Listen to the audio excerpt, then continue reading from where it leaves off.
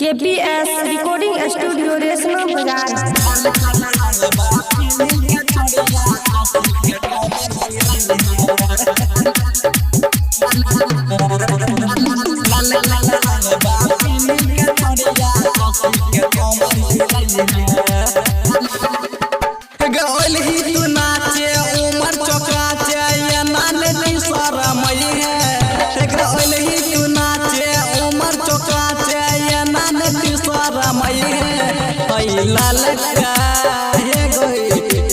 ललका लहंगा पीने के चढ़िया कसी के कमर हिलई है। ललका लहंगा पीने के चढ़िया कसी के कमर हिलई है। तू नाचे उमर चौकाचे या नाने तीसरा मई है।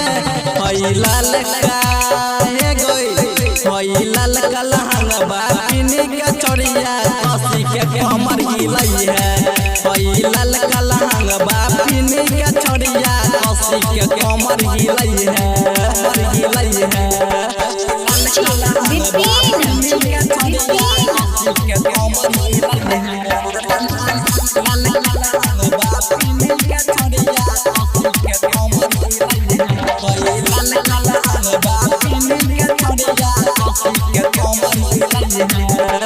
नाची ही नाची तू देखई है।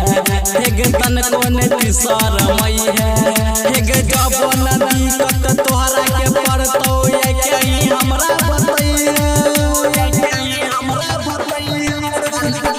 नाची ही नाची तू देखई है। तन कोने तीसर मई है। जब नदी कत तोहरा के पड़तो यही हमरा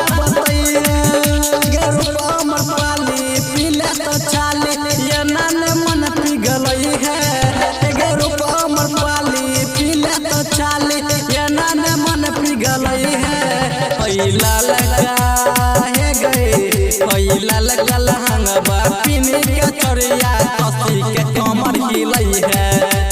ललका लहंगा पीने के चढ़िया कसी के कमर हिलई है।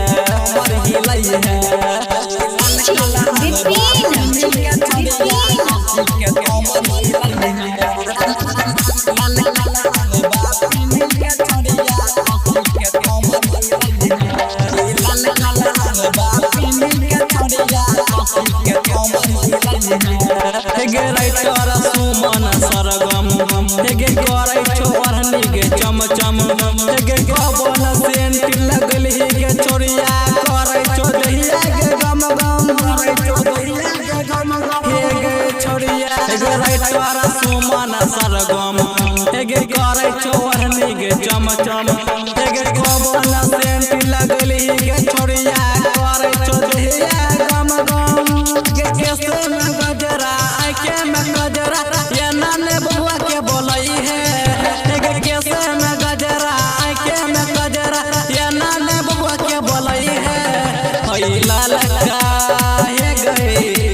ललका लहंगा पीने के चढ़िया कसी के कमर हिलई है।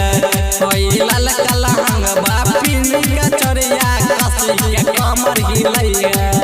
Recording by Suman Sargam HD KPS recording studio Reshma Bazaar Madhepura.